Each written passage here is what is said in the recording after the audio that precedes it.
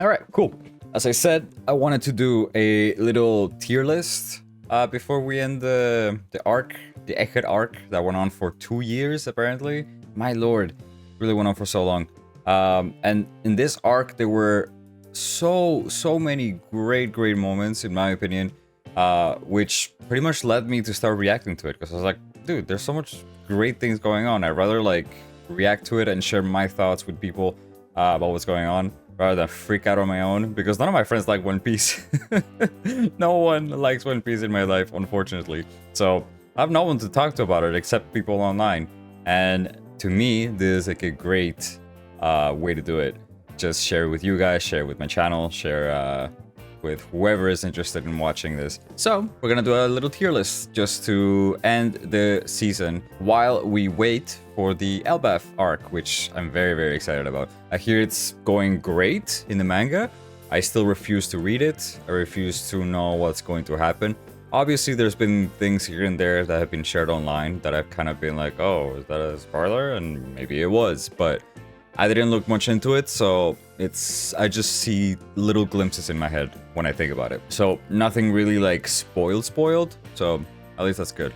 Anyway, let's start. So one of the first things that happened in the whole arc right after Wano was the destruction of Lulusia. I tried to put these in order of chronologically, but I might have missed a couple. Might not all be the same in order, but I mean, that's fine, doesn't matter. Okay, so Lulusia.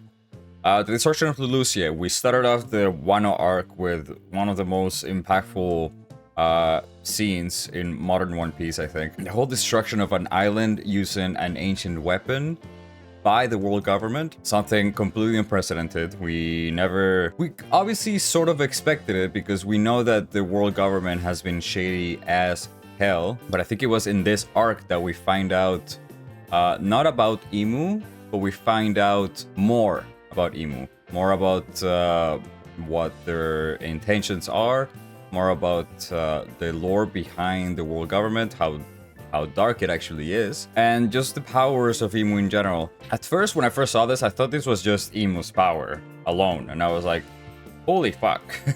So I was really impressed by the villains' powers, but then later on we find out that it was an ancient weapon. Not that it's, you know, any better, because the world government has an ancient weapon. But anyway, so during the Lulusia scene, we saw the complete annihilation of an entire kingdom. The music while that was happening was completely enthralling. I think it went well, really great with the whole show.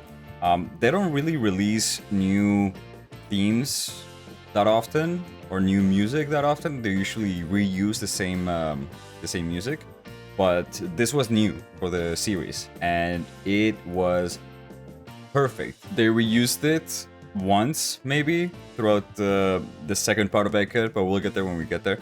Aside from that, it just showed the power of the world government, the corruption of the world government, and it just made me fall in love with the parallels between the real world governments that we have versus the world government of One Piece. Just about the corruption, just about all that shabam. So I am going to put this in A, just because I remember replaying that scene over and over, because I was just enthralled by the scene in general and the music. All right, so what's next is we got the reveal, or Lucci got the reveal of what Gear 5 was. And that beginning transformation and all that was really cool to see. And then, at the very end of his transformation, we remember that we saw Luffy launch at Lucci without anyone even noticing, even us. Blink of an eye, he was right in front of his face and threw a punch with his red, menacing eyes. That was a really cool scene. I also replayed that scene over and over just because it was really cool to see. The transformation of Gear 5 is always fun. The powers of Gear 5 is also hella fun. Because right after he punched him, Luffy just stumbled, fell down, and then rolled over into a cloud of dust that bounced. So he turns literally everything into rubber. This power is the most ridiculous thing I've ever seen in my life, and I love it. I love that it's not like necessarily cool, but the way they make it, it looks cool. It looks cool as hell. But I know inherently the Gum Gum powers are not supposed to be cool. So that scene I'm gonna put also in A, just because it's one of the scenes that are repeated over and over again. So next, aside from that part, we got the whole fight of Lucci versus Luffy. And I loved it because we saw like, I don't know, like 6 new moves that Luffy just came up with out of nowhere. And one of the moves that I remember a lot was the Gum Gum Mole, that he punched the ground and then the ground punched back up into Lucci. We also have him going underground, then rising back up as a giant head. Giant Luffy trying to eat Lucci. It was so funny. It was so weird. More than funny, it's just so weird. It's just like a power that you never expect an MC to have. It's just very odd. But it fits perfect for Luffy. It's perfect for Luffy. And basically throughout the whole fight, just Luffy's just playing with Lucci. And considering Lucci was a big boss in one of the best arcs in the entire series, and then seeing him toy with Lucci the way he is now, I thought it was really cool. I thought it was really fun just to show the contrast of past enemies versus Luffy now. Because Luffy's a monster now. He's a fucking beast. And just seeing Gear 5's ability is just great. Like I said, he showcased like a bunch of new ones. And the very last one that he used to knock out Lucci, well, he didn't fully knock him out, but still beat him, was the Gum Gum Dawn pistol or rocket? I think it was rocket. They gave Lucci PTSD. They even said that in the main YouTube channel of Toei Animation or One Piece. They say like, hey, Lucci gets PTSD. I thought it was really funny. So, oof, I don't know. That whole fight was really great to see. I also remember rewatching that fight over and over. I'm gonna put that in A. I'm sorry. There's so many moments that are not like... I don't think we're gonna get a lot of moments that are gonna be in D or C. I'm sorry. I really don't think so. So many moments in this arc that is so good. Anyway, moving on. Right after that, we have the theory of Vegapunk about what the devil fruits are. Okay, this one I'm not sure how I feel about it. I mean, it was great to know finally something about the devil fruits because we don't know anything. And granted, this is just a theory, but I don't think they would say it or let Vegapunk say it if it wasn't at least somewhat true. So it's interesting. His theory is basically that devil fruits are just manifestations of what people want in life, just people's desires. So I guess in his words, that means that the Gum Gum fruit or like the Nika fruit is just a manifestation of people that just want liberation, that want to fight off their oppressors, etc., etc. Hence the warrior of liberation. So it's a cool theory. It's nice, it's fine, but I don't know. Kind of expected something cooler, I guess, from the devil fruits. And look, there might still be something more to it. Maybe it is that, but maybe there's something more that explains why the devil fruits came to be. But so we're holding out on that. But in the meantime, this theory, I'm gonna put it in C, just because he was a bit disappointing with everything else. Just a little bit. Right after that, we have the moment where, yeah, Lucci and Kaku got defeated by Zoro and Luffy. They got tied up. Oh no, actually, they didn't get beat up by them. They got knocked out by Stussy. I forgot about that. Right after they got knocked out. So, right after that, the Vegapunks lost control of the Seraphim, and that became a big problem for everyone, because the Seraphim are actually quite strong. They're either as strong as the regular warlords, maybe a little bit less, maybe a little bit more, especially because they have the Lunarian body. But anyway, Lucci had the brilliant idea to ask the Straw Hats, or ask Luffy and Zoro, like, hey, you know what? We could team up and we can beat them up. We can join forces. And that was probably the best reaction they could have had. Those faces of Luffy and Zoro, they were disgusted by that proposition. And that moment was just so funny to me. So funny. I was so happy to see that. So, I don't know. What should I do with this? I think I'm gonna put it in B. It was a great moment, but it was just, you know, a comedy purpose type of moment that I really enjoyed. All right, next up we have Garp's Galaxy Impact over the pirate island when he was trying to save Kobe. This scene was amazing because it showed the true power of Garp, a vice admiral that, I mean, as we all know, he could have been admiral if he wanted to, but he didn't want to. But he's definitely one of the strongest, or the strongest vice admirals there are. And Pirate Island was proof of that. But the one thing that took me out of it is that the animation went so hard that it looked like the punch was completely obliterated the island, or just, I don't know, it was very, very flashy. It was really cool looking. It was very menacing. But then, everything else was fine. Everything around it, it could have, I don't know. I think for me, the way they showed it, it was maybe too exaggerated. Because in the aftermath of him using his punch, everything around it was sort of okay. Obviously, he destroyed a whole part of the island, a plaza of the island. But the way the animation went as it did, it looked like it could have been way worse, way more havoc than it was. So I'm gonna put this in... Oh, I don't know. I feel like it was good to see Garp finally do something super cool and powerful. And I think just for that, I'm gonna put it in B. Cool. So right after that, we have the same thing. We got Kobe using his honesty impact, which is the punch they learned basically from Garp, using the same thing, punching ship. That's how they learned their punching abilities. Just punching the hell out of warship. This one was really cool because we finally see Kobe do something big in a way, because we always see him. We saw that he improved quite a bit since his time with Elvida, but we never really saw him in par with the big leagues.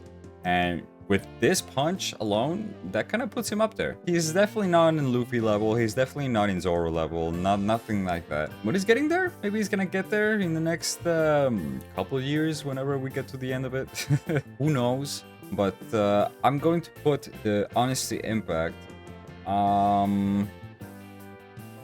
Ooh, was it as impressive as Garp's? In a way it was, because they were pretty close together, and I didn't expect it either, but it was really cool to see. Something new from Kobe, finally. Then after that, we got the backstory of Kuzan with Garp.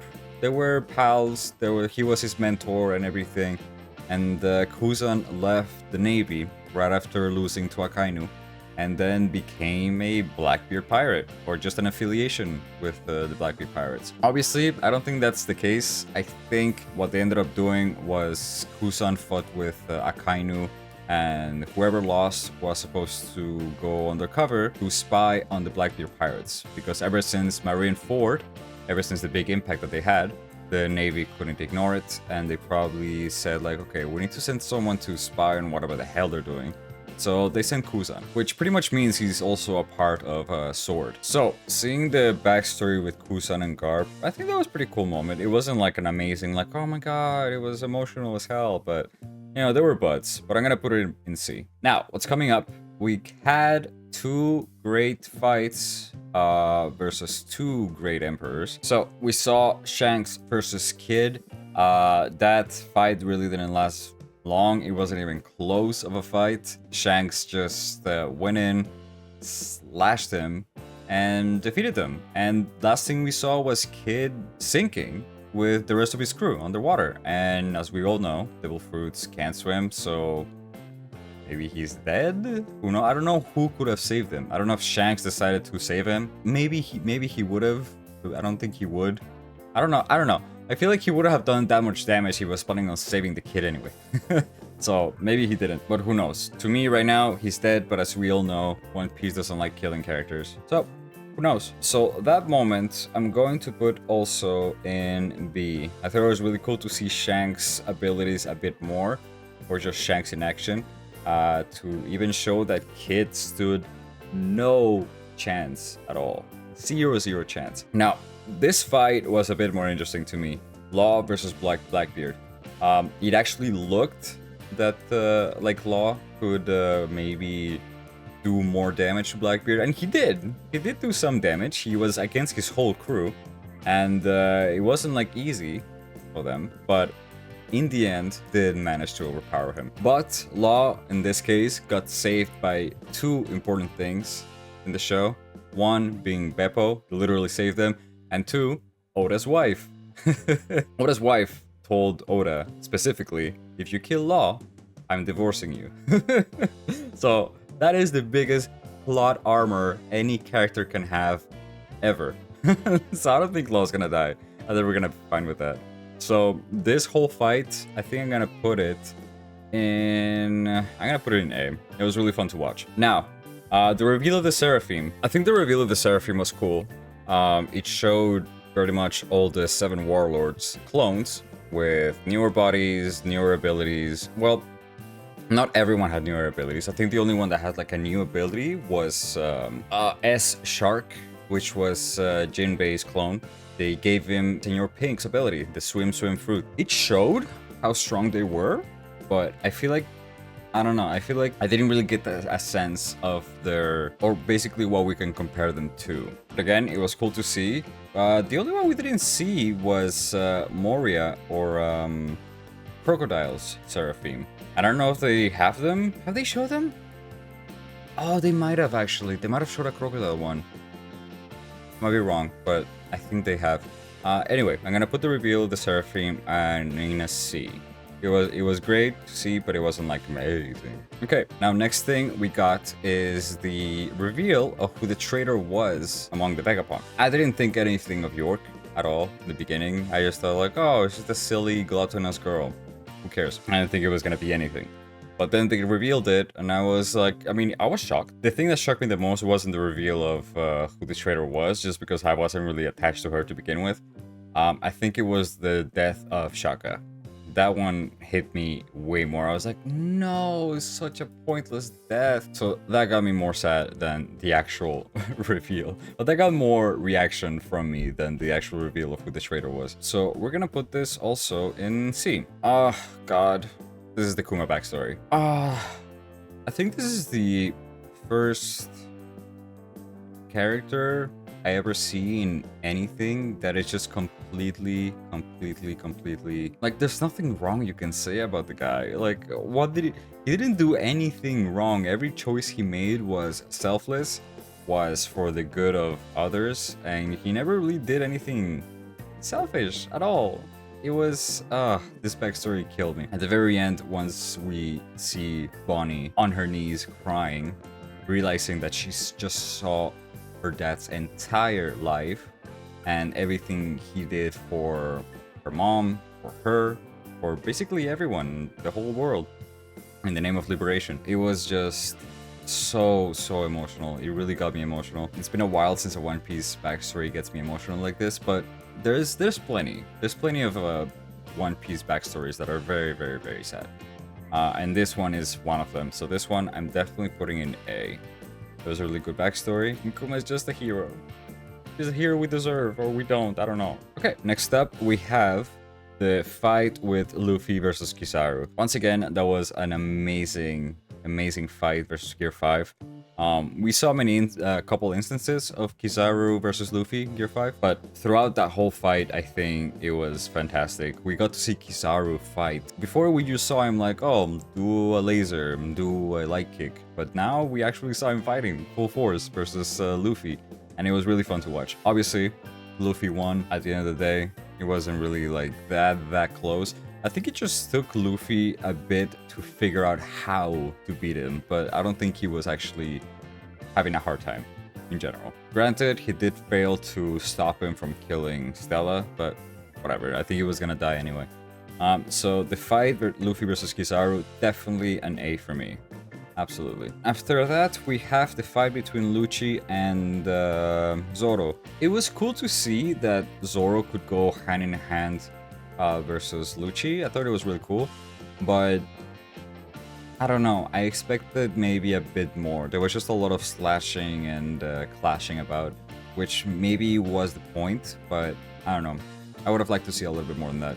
Either complete overpowering from Zoro, or just more cool flashes. I don't know. It was fun, but I thought it could maybe be more. So I'm gonna put it in... I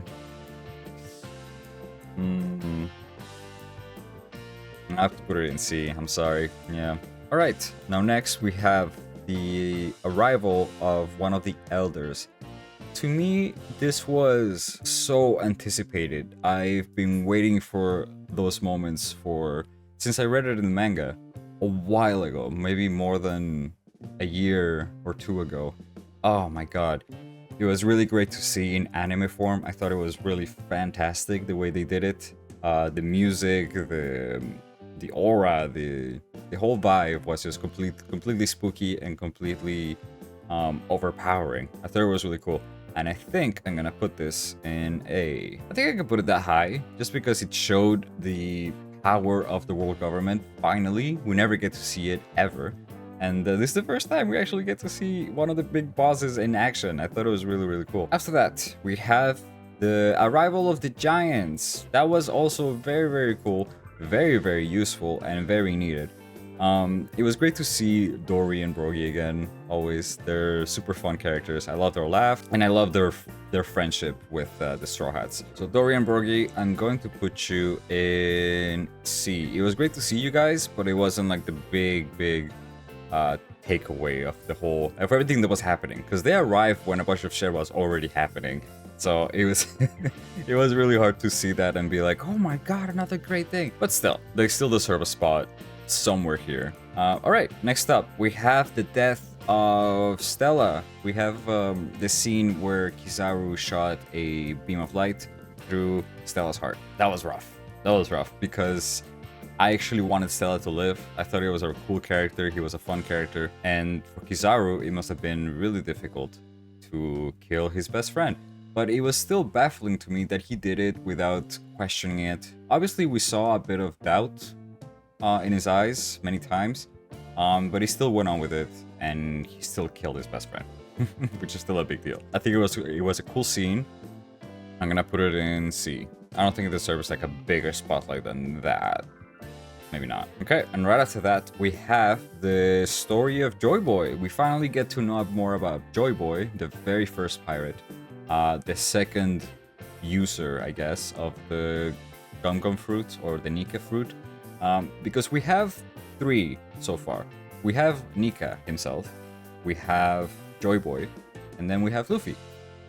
So far as 3 iterations of the same god, or character, or devil fruit, or whoever you want to call it. So it was really great to see more backstory, and we got to hear his voice. It sounded somewhat like Luffy's, the same vibe. Yeah, it was really cool to see some backstory of who Joy Boy was. We didn't get to see that much, obviously. We're just probably gonna be way later on. But for now, it was a great tease. But still, I'm gonna put this in... Yeah, I'm gonna put it in C. I think that's good. All right, so what we have next here is the reveal that Bonnie can also transform into Nika. I'm conflicted about it because when I first read it in the manga, seeing it in anime form, it kind of makes more sense. It looks better and it feels better, and now I understand why. Especially seeing the Kuma backstory and all that. But when I read it in the manga, I kind of skimmed through the Kuma backstory a little bit. And when I first saw this, I got a little taken aback. I thought it was a little kind of like, oh, that kind of takes the special out of the power that Luffy has, right? Because then someone else can just replicate it. So I thought it was a little bit meh at first. But, like I said, now that I saw the anime, that I saw Kuma's backstory, and the why of whys, I thought it was really cool. Especially cool when she beat the hell out of Saturn. So definitely putting this moment in an A. I think it deserves that spot for sure. Next, we have the arrival of the 5 elders. Again, that's the second time they used the music, the same soundtrack that they used when they destroyed Lucia, and it fit so perfectly well. I think that whole scene was amazing. The introduction of the 5 main bad guys of the world government was completely great. So I'm going to put this, my very first S rank. moment of One Piece. I thought it was amazing. Not only because they showed the 5 elders, but the animation for that whole sequence was outstanding. Did you guys see that? It was so, how can I say it?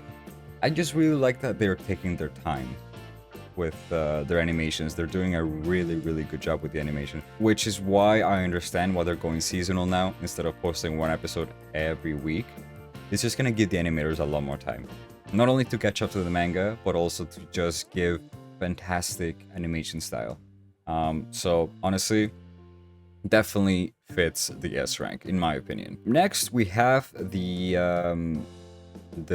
Haki knot that was in Emmet. That was outstanding power, one that we've never seen ever, because it was Haki that made even all the vice admirals pass out. That never happens. The vice admirals are always okay. It's always the little runs or the smaller ranked marines or pyros or whoever that just pass out. But in this case, he knocked the 5 elders out of the island, or 4 technically, or 3? I think it was 3, because he didn't knock out Saturn, and the other bird was already knocked out. Anyway, so it knocked out 3 of the elders from their powers out of the island. It parted the sky, it made the whole ocean move, and it made Luffy have that little surprise face. So I think this was also an S moment, for sure. That was really great to see Joy Boy's true power, which makes me think that Luffy is not yet reached his peak, as he might have said, in terms of Haki, because with his fruit, yes, he might have, but with Haki, I think he can still improve quite a bit. Definitely putting this in S rank. Next up, we have the moment that Kizaru was crying, showing emotion, showing a completely different side of him after Akainu told him, asked him if he was being sloppy. Kizaru took that to heart and said, like, have you killed your best friend before? Come here and check it out before complaining, you brat. That was a great line. It was just great to see Kizaru show emotion. And not only that, Akainu, he kind of put his head down and be like, I'm sorry. That's also something you wouldn't notice from, or you wouldn't expect from Akainu at all. So this scene, oof, I think this is gonna go... just because we've never seen it before. We've never seen this kind of emotion from Kizaru before. I'm gonna put it in A. Oh, I thought it was a great moment. Okay, so last thing we have is the death of Saturn, or the replacement of Saturn. That whole last episode that we just watched, oh my god, that was so great. I love end of arc episodes because they always do something crazy, or they always do something fun. And to me, this was crazy and a little fun. So I'm definitely putting this in S. It was great to see the death of one of the elders. How he died was completely out of left turn. Didn't expect it, but he also died in front of a bunch of vice admirals. So in my head, it's like, what are they thinking about this now? Do they believe Vegapunk? Do they think their bosses are a little sketchy now? Because after seeing their monster form, first of all, I would be a little bit more concerned as to who I'm working for. And after seeing a death like that, I would also be more concerned. And Saturn got what he deserved, which was great. And then he got replaced by Garling. We still don't know that much about him, except that he's been a holy knight for who knows how long. But now he's just replaced Saturn as one of the elders. So definitely this scene, I think, belongs in the S rank. I think that's it. We have only 3 in the S, which honestly, I might have been too strict. I feel like a bunch of scenes in A could also go in S. I just didn't want to put stuff in S in case there was like stuff that is better. But if I could change something, I would maybe put Lucia also in S. And I would put the 2 Gear 5 versus Lucci and versus Kizaru in S also, if I had to change it. But we're gonna keep it like this for now. This looks good. There's nothing that went in D, like I mentioned. I don't think there was gonna be anything that goes in D, but actually had a lot of moments in C, surprisingly. Even that, I thought there wasn't gonna be that many. I thought I was gonna put mostly B, A, and S. But no, there's a lot of moments in C. and I don't think I regret any of them. I think they were okay, but compared to everything else, yeah, I think they should stay in sea. Anyway, that's it. We're done with One Piece for a while. Well, until April, which is still a while. This whole arc was fantastic. I think it was one of the best arcs I've seen in One Piece as of recently. Even Wano, I think it beats Wano by a lot, just because maybe Wano went on for too long. It was a lot of filler stuff and all that shabam. But even then, just I think why I like Egghead more is because we got to see a lot of Gear 5. And I really like Gear 5. I think it's a really fun, cool power. And I think we got to see so much more lore in this arc about the world of One Piece than in any other arc. So this was fantastic to me. Again, this is the arc that made me want to start my reactions to One Piece. And I don't regret it one bit. It was really fun to do this, and I can't wait to react to the LBF arc whenever it comes out. I'm gonna try to do that more religiously, in a way, because I think this has been like a fun experience for me too. Just reactions and doing these little side things with the videos. Anyway, guys, that's it for this reaction. That's it for the tier list. Let me know what you think. Let me know if you agree with where I placed all these moments of the Egghead arc, or if you would leave it exactly the same, if you would change it. Either way, I think I'm happy with how it turned out, and I can't wait for us to be back in April. In the meantime, though, make sure to check out my Fearing reactions or whatever other videos I'm putting up. I'm always trying to do some variety here and there. And if you have any suggestions of things to react to or things to play, don't be shy. Let me know. In the meantime, have a good rest of your day, morning, evening, whenever the hell you're watching this. See you next time. Bye.